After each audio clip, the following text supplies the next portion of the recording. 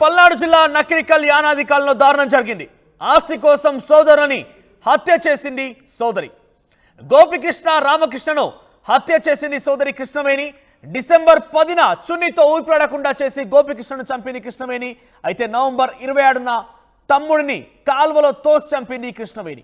ప్రభుత్వం నుంచి రావాల్సినటువంటి డబ్బు కోసం హత్య చేసినట్టుగా తెలుస్తోంది. తండ్రి మరణం తర్వాత ప్రభుత్వం అందించేటువంటి ఆ డబ్బుల విషయంలో వివాదం చోటు చేసుకుంది. దీంతో భర్తతో విడిపోయి సోదరుల ఇంట్లోనే ఉంటుంది కృష్ణవేణి. ఒకసారిగా ఆ ఆస్తి మొత్తం తన వైపుకే రావాలి, ఆ డబ్బంతా కూడా తనకే కావాలనే ఒక దురుద్దేశంతో ఇద్దరు సోదరుని హతమార్చింది. ఒకరోజు ఒకరిని, మరో రోజు ఇంకొకరిని గోపికృష్ణ రామకృష్ణని హత్య చేసింది. డిసెంబర్ 10న చున్నీతో ఊపిరాడకుండా చేసి గోపికృష్ణను హతమార్చింది. అంతకు మునుపే నవంబర్ 26న తమ్ముడిని కాలువలో తోసి చంపింది కృష్ణవేణి. మరిన్ని అప్డేట్స్ రామారావు అందిస్తారు. రామారావు, బేసిక్ గా మనం చూస్తుంటాం ఆస్తి వివాదాల్లో అన్నతమ్ముల మధ్య పంచాయతీల అన్నదమ్ముల మధ్య పెద్ద వివాదాన్ని చూస్తుంటాం. కానీ ఇక్కడ మరోలా ఉంది. ఇద్దరు సోదరుని ఒక సోదరి తన చెల్లెలే చంపేసింది. డీటెయిల్స్ ఏంటి, అప్డేట్స్ ఏ రకంగా ఉన్నాయి? మనోజ్, ప్రధానంగా చూసుకున్నట్లయితే ఇక్కడ తండ్రి ప్రభుత్వ ఉద్యోగి, ఆయన మృతి చెందాడు. సో ఆయన మృతి చెందిన తర్వాత ఆయనకు వచ్చే బెనిఫిట్స్ ఏదైతే ఉన్నాయో ఆ బెనిఫిట్స్ విషయంలో సుమారు 40 లక్షల వరకు తండ్రి చనిపోయిన తర్వాత బెనిఫిట్స్ వస్తాయి. సో ఈ బెనిఫిట్స్ విషయంలోనే అన్నదమ్ములు ఇద్దరు అలాగనే సోదరి మధ్య విభేదాలు ఉన్నాయి. సో ఈ నేపథ్యంలోనే సోదరి కృష్ణవేణి అత్యంత దారుణంగా తన అన్న తమ్ముడు ఇద్దరిని కూడా అత్యంత దారుణంగా చంపింది. నకరికల్లు యానాది కాళ్ళకి చెందినటువంటి పాల్రాజు ఏదైతే ఉన్నాడో ఇతను గిరిజన సంక్షేమ పాఠశాలలో టీచర్ గా పనిచేస్తున్నాడు. పక్షవాతంతో చనిపోయాడు. సో ఈ సమయం ఇదే దీనికి సంబంధించి చూసుకున్నట్లయితే ఈయనకి మొత్తం 3 పిల్లలు, 2 మగపిల్లలు, 1 ఆడపిల్ల. సో పెద్ద కుమారుడు గోపికృష్ణ వచ్చేసరికి బొల్లాపల్లి మండలం బండ్లమూడు పోలీస్ స్టేషన్ లో కానిస్టేబుల్. అలాగనే ఏదైతే తర్వాత కృష్ణవేణి కూతురు, తర్వాత దుర్గా రామకృష్ణ. సో వీళ్ళ 3 సంతానం. అయితే 3కి పెళ్లిళ్ళు అయినప్పటికీ కూడా ఏదైతే గోపికృష్ణ, దుర్గా రామకృష్ణ, కృష్ణవేణి 3 కూడా ఆ పెళ్లిళ్లు చేసినప్పటికీ కూడా గోపికృష్ణ, దుర్గా రామకృష్ణ భార్యల్లో వదిలేశారు వివిధ కారణాల నేపథ్యంలో. అలాగనే కృష్ణవేణి కూడా భర్తను వదిలేసి తండ్రి దగ్గరే ఉంటుంది.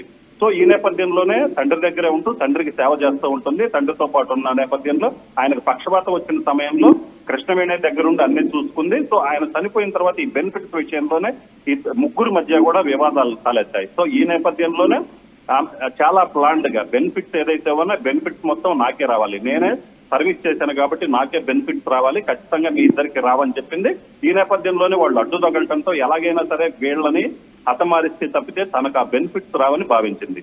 ఈ నేపథ్యంలోనే ఏదైతే నవంబర్ లో చూసుకున్నట్లయితే దుర్గా ప్రసాద్ ని పక్క పథకం ప్రకారము పంట కాలువ ఏదైతే సాగర్ కెనాల్ దగ్గరికి తీసుకొచ్చి కాలువలో పడేసి కాలువలో తోసేసింది.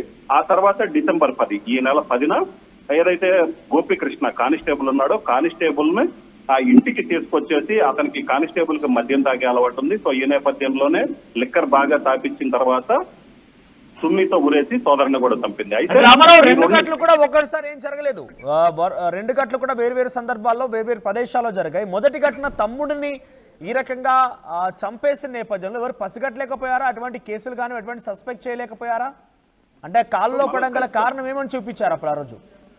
ఎందుకంటే ఇక్కడ వాళ్ళు భార్యల్ని వదిలేశారు.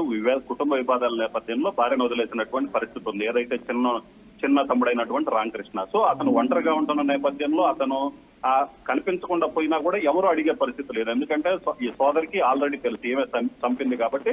సో ఇంకొక బ్రదర్ వచ్చేసరికి అతను కానిస్టేబుల్ గా ఉన్నాడు, అతను డ్యూటీలు నిర్వహిస్తున్నాడు. సో వీళ్ళిద్దరి మధ్య కూడా కొంత ఈ వివాదం నేపథ్యంలో ఎవరు ఎక్కడున్నారు ఏంది అని పోలీసులను సస్పెక్ట్ చేయాలి కదా. ఒక మనిషి ఉన్న పొలంగా కనిపించకుండా పోయాడంటే అనుమానం వ్యక్తపరుస్తూ ఉంటారు కదా బయట తెలిసిన వాళ్ళు కానివ్వండి, చుట్టుపక్కల ఉన్నవారు కానివ్వండి, పోలీసులు కానివ్వండి.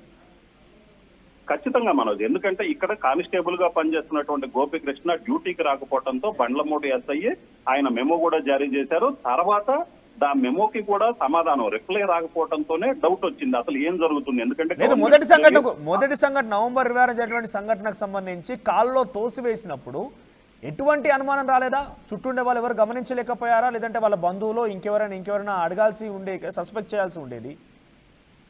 ఖచ్చితంగా మనోజ్, ఎందుకంటే ఇక్కడ వీళ్ళ 3 మధ్య ఏదైతే బెనిఫిట్స్ సంబంధించి వివాదం నడుస్తుంది. సో వాళ్లే సెటిల్ చేసుకుంటారు 3, ఎందుకంటే సోదరులు సోదరి కలిపి వాళ్లే సెటిల్ చేసుకుంటారన్నారు. ఇక్కడ లోకల్ గా కృష్ణవేణి ఉంటుంది. సో వీళ్ళిద్దరూ కూడా అవుట్ సైడ్ ఉంటున్నారు. ఎందుకంటే బండ్లమూడు పోలీస్ స్టేషన్ లో గోపికృష్ణ ఉంటున్నారు, రామకృష్ణ వచ్చేసరికి వేరే చోట ఉంటున్నారు. సో రామకృష్ణ మిస్ అయిన విషయం అయితే మాత్రం ఎవరు గుర్తించలేకపోయారు. ఎందుకంటే అతను వేరే ఊర్లో ఉండటంతో ఇక్కడ ఎవరు గుర్తించలేనటువంటి పరిస్థితి. అదే లోకల్ గా ఉన్నట్టయితే ఎందుకు కనిపించట్లేదు ఏమైందని ఒక ఆరాధించే అవకాశం బంధువులకు కూడా ఉండేది. సో వాళ్ళు లోకల్లో లేకపోవడంతో వేరే చోట ఉద్యోగం చేసుకుంటూ ఉన్నాడన్న ఒక ఫీల్ లోనే ఉన్నారు, కానీ ఏం జరిగింది అనేది అయితే మాత్రం బయటికి రాలేదు. ఎందుకంటే నవంబర్ 26న జరిగిన అదే డెడ్ బాడీ కూడా దొరకలేదా? డెడ్ బాడీకి సంబంధించి దొరికిందా డెడ్ బాడీ? మనోజ్ ఇప్పటికీ ఏదైతే ఈ దుర్గా రామకృష్ణ ఫస్ట్ ఎవరైతే సోదరుడు ఉన్నాడో సోదరుడికి సంబంధించిన డెడ్ బాడీ కోసమే పోలీసులు గాలిస్తున్నారు. ఆమెను అదుపులోకి తీసుకొని ప్రశ్నిస్తే అక్కడ సాగర్ కెనాల్లో పడేశానని చెప్పడం జరిగింది. సో ఈ నేపథ్యంలోనూ పోలీసులు అక్కడికి వెళ్లి గాలింపులు చేపట్టారు. అలాగనే గోపీకృష్ణ ఏదైతే కానిస్టేబుల్ ఉన్నాడో కానిస్టేబుల్ ని ఎక్కడ చంపి ఎక్కడ పూడ్చిపెట్టారు, లేదంటే శవాన్ని ఎక్కడ మాయం చేశారు, ఎక్కడ పూడ్చిపెట్టారన్న కోణంలో కూడా పోలీసులు ఇప్పటికే దర్యాప్తు చేస్తున్నారు. అయితే సోదరి కృష్ణవేణి కూడా ఇప్పటికీ పోలీసులు అదుపులోనే ఉన్నట్లు మనకున్నటువంటి సమాచారం. అయితే పోలీసులు అయితే మాత్రం ఇద్దరిని చంపేసినటువంటి తన సోదరి ఆ మహిళ ఎప్పుడు పట్టుబడింది? అనుమానం ఎలా వచ్చింది ఆమె పైన? సో సోదరుడు ఎప్పుడైతే సోదరుడు బయటికి గోపీకృష్ణ కానిస్టేబుల్ ఉన్నటువంటి గోపీకృష్ణ డ్యూటీకి వెళ్ళలేదో పోలీసుల దగ్గర నుంచి మెమో జారీ అవ్వటం, పోలీసులు వచ్చేసి ఎక్కడున్నాడు మీ సోదరుడు అడగటంతో సో ఈ విషయం బయటకు వచ్చినటువంటి పరిస్థితి ఉంది. ఏదైతే కృష్ణవేణి చెప్పినటువంటి సమాధానం పొంతం లేకుండా సమాధానం చెప్పడంతో ఒక డౌట్ వచ్చింది పోలీసులకి. ఈ నేపథ్యంలోనే వాళ్ళు విచారణ చేపట్టిన తర్వాత కృష్ణవేణి మాటల మీద డౌట్ వచ్చి కృష్ణవేణిని అదుపులోకి తీసుకొని వాళ్ళ స్టైల్లో ప్రశ్నించడంతో ఈ 2 హత్యల విషయం కూడా వెలుగులోకి వచ్చింది మనోజ్. రైట్, ప్రెసెంట్ వారి డెడ్ బాడీకి సంబంధించి లభ్యమైందా ఇద్దరు? ఎందుకంటే కాళ్ళలో పడేసినటువంటి రామకృష్ణ కానివ్వండి, గోపికృష్ణ. ఖచ్చితంగా మనోజ్ ఇప్పుడు ప్రజెంట్ అయితే ఎందుకంటే ఈ 2 డెడ్ బాడీస్ రాకపోతే సో దొరకకపోతే ఈ హత్యకు సంబంధించి కీలక ఆధారాలు లభించే అవకాశం కూడా లేదు. సో ఈ నేపథ్యంలోనే మృతదేహాలను ఏదైతే కృష్ణవేణిని అదుపులోకి తీసుకొని ప్రశ్నిస్తున్నారు ఆమె ఇచ్చిన సమాచారం మేరకే పోలీసులు ఇప్పుడు గాలింపు చర్యలు చేపట్టారు. అలాగనే గోపికృష్ణతో పాటు దుర్గా రామకృష్ణ సో వీళ్ళిద్దరి మృతదేహాల కోసం కూడా పోలీసులు గాలిస్తున్నారు. ఈ మృతదేహాలు దొరికితే గానీ ఈ హత్యకు సంబంధించినటువంటి ఆధారాలు, ఎందుకంటే డెడ్ బాడీలు దొరకకుండా అన్నోన్ గా ఉన్న సమయంలో వాళ్ళు పోలీసులు కూడా ఏం చేయలేనటువంటి పరిస్థితి ఉంది. రామారావు ఫైనల్ ఒకటి చెప్పండి, అక్కడ కనిపించేటువంటి ఫోటోలు మనకు కనిపిస్తోంది. ఇక్కడ కృష్ణవేణికి సంబంధించి ఫోటోస్ మనం వేస్తూ ఉన్నాము. సో కృష్ణవేణి బేసిక్ గా ఒక సోదరి, అక్కడ కనీసం ఆ బ్లడ్ రిలేషన్షిప్ అయినా గుర్తుకొచ్చి ఉండాలి. లేదు కాదు కూడదలు మరీ క్రూరంగా ప్రవర్తించిందంటే తను ఒక మహిళ ప్రతిఘటించినా లేదంటే తిరుగుబడ్డా కూడా ఇద్దరు కూడా సోదరులు స్ట్రెంత్ పరంగా తనకన్నా ఎక్కువగా ఉంటూ ఉంటారు. కాబట్టి ఒక్కటే 2 హత్యలు చేసిందా? తనతో పాటు ఇంకెవరైనా ఉండే అవకాశం ఉందా? ఎందుకంటే లేదు మనోజ్, ఇప్పుడు ప్రస్తుతానికి సంబంధించి అయితే మాత్రం పోలీసుల దగ్గర ఉన్నటువంటి సమాచారం మేరకు కృష్ణవేణే పక్కా పథకం ప్రకారము ఇద్దరు సోదరులు కూడా హత్య చేసినట్లు మనకున్నటువంటి సమాచారం. అయితే పూర్తి స్థాయిలో ఆధారాలు ఏదైతే మృతదేహాలు లభించాలి, దీంతో పాటు అక్కడ ఉన్నటువంటి మిగతా సాంకేతికంగా టెక్నికల్ గా ఆధారాలు సేకరించిన తర్వాత మాత్రమే మాట్లాడతామని పోలీసులు కూడా స్పష్టంగా చెప్పడం జరిగింది. సో ఈ నేపథ్యంలోనే అక్కడ కాలంలో ఏదైతే సాగర్ రైట్ కెనాల్లో ఉన్నటువంటి ఏదైతే కృష్ణవేణి తన సోదరుడు దుర్గాప్రసాద్ ని చంపిందో సో అక్కడ ప్రజెంట్ పోలీసులు మృతదేహం కోసం గాలిస్తున్నారు. సో అక్కడ ఉన్నటువంటి ఆధారాలు కావచ్చు, మిగతా ఈ ఇంకో సోదరుడు గోపికృష్ణ సో వీళ్ళందరినీ చంపినటువంటి ఆ సిచ్యువేషన్ ఏదైతే ఉందో వీటన్నిటినీ పూర్తిగా టెక్నికల్ గా ఎవిడెన్స్ సేకరించడంతో పాటు ఈమె ఇచ్చినటువంటి ఏదైతే కృష్ణవేణి సోదరు ఉందో సోదరు చెప్పేటువంటి ఆ సమాచారం మేరకు పోలీసులు ఇప్పటికీ కూడా మృతదేహాలు ఎక్కడున్నాయనేది గాలిస్తున్నటువంటి పరిస్థితి ఉంది. అయితే మరికొద్దిసేపట్లో ఎందుకంటే ఇక్కడ సాగర్ రైట్ కెనాల్ కి సంబంధించి చూసుకున్నట్లయితే అక్కడ పూర్తి స్థాయిలో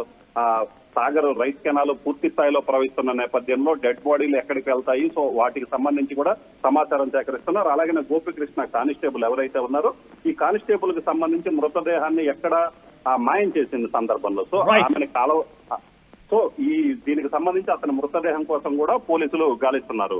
మనోజ్ రైట్ రామారావు, సో చాలా దారుణం జరిగింది. పల్నాడు జిల్లా నకిరికల్లో ఒక సినిమాని తలపించే రకంగా క్రైమ్ సినీ కూడా ఒక రకంగా చెప్పాలంటే దీని ఉదాహరణ తీసుకుని క్రైమ్ సీన్ కూడా క్రియేట్ చేయొచ్చు. ఎంతలా అంటే తన సోదర ఇద్దరు అన్నదమ్ములను చంపేసింది. వాళ్ళ నాన్న ఒక గిరిజన పాఠశాల టీచర్గా పనిచేసేవారు. కొంత అనారోగ్య కారణంగా మరణించాడు. ఆయనకు రావాల్సిన బెనిఫిట్స్ విషయంలో ముగ్గురు మధ్య కొంత వివాదం తలెత్తింది. అయితే ఇద్దరు అన్నదమ్ములకు ఇవ్వకుండా తానే మొత్తం కాజేసే పనిలో ఒక యాక్షన్ ఒక ప్లాన్ రూపొందించింది చెల్లెలు కృష్ణవేణి. తను అప్పటికే భర్తతో దూరంగా ఉంటుంది, విడాకులు తీసుకొని దూరంగా ఉన్నట్టు తెలుస్తోంది. ఈ నేపథ్యంలో చెల్లెలు కృష్ణవేణి చేసినటువంటి పన్నాగం చూస్తే కనుక ముందుగా తమ్ముడు ఆ రామకృష్ణకు సంబంధించి ఆయనకు కూడా భార్యతో విడాకులు అయ్యాయి, ఒంటరిగానే ఉంటున్నట్టు తెలుస్తోంది మా ప్రతినిధి చెప్తున్న వివరాల ప్రకారంగా. అట్ ది సేమ్ టైం ఈ నేపథ్యంలోనే ఆ రామకృష్ణ అనే వ్యక్తిని అక్కడే సమీపంలోని ఒక కాలులో, ఆయన అదే లోకల్లో ఉండరు, మరో చోట ఉంటూ ఉంటారు, ఉద్యోగ వ్యాపార రీత్యా లేకపోతే చిరు వ్యాపారం చేసుకుంటూ. సో ఈ రామకృష్ణని తమ్ముడిని నవంబర్ 26న సమీపంలోని ఒక కాలువలో పడవేసి చంపేసింది కృష్ణవేణి. అప్పుడు ఎవరు పసిగట్టలేకపోయారు, కనీసం రామకృష్ణ మరణ గురించి ఎవరు కూడా ఆ విషయాన్ని కనీసం ఎంక్వైరీ చేయలేకపోయారు, కనీసం ఆయన ఉన్న విషయాన్ని కూడా ఎవరు గమనించలేకపోయారు. ఆ తర్వాత ఒక తమ్ముడిని ఆల్రెడీ చంపేసినటువంటి అక్క ఇక అన్న మీదే స్కెచ్ వేసింది. అన్న గోపికృష్ణను చంపేసేందుకు ప్లాన్ చేసింది. అన్న గోపికృష్ణ సమీపంలో ఒక పోలీస్ స్టేషన్లో కానిస్టేబుల్గా పనిచేస్తున్నారు. అయితే ఆయనకి మద్యం సేవించే ఒక అలవాటు ఉంది.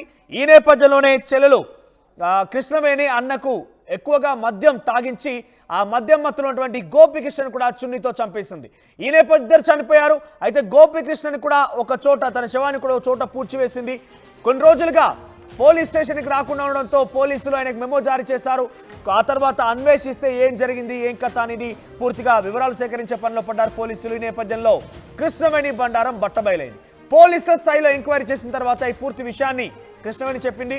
ప్రస్తుతం ఇద్దరి మృతదేహాల కోసం పోలీసులు గాలింపు చర్యలు చేపడుతున్నారు. చూడండి, ఇక్కడ ఒక సినిమానే మనం తీయొచ్చు. ఈ స్టోరీతో ఏకంగా చెల్లెలే తనకు రావాల్సిన బెనిఫిట్స్ 40 లక్షల రూపాయల కోసం అన్నదమ్ములు ఇద్దరిని కూడా హతమార్చింది. ఒక మహిళ ఉండి కూడా కనీసం రక్త సంబంధం కూడా చూడకుండా ఇద్దరు అన్నదమ్ములను హతమార్చింది. ఇద్దరిని కూడా వేరు వేరు ప్రాంతాల్లో, వేరు వేరు సందర్భాల్లో, వేరు వేరు సిచ్యువేషన్లో వేరువేరుగా చంపేసింది.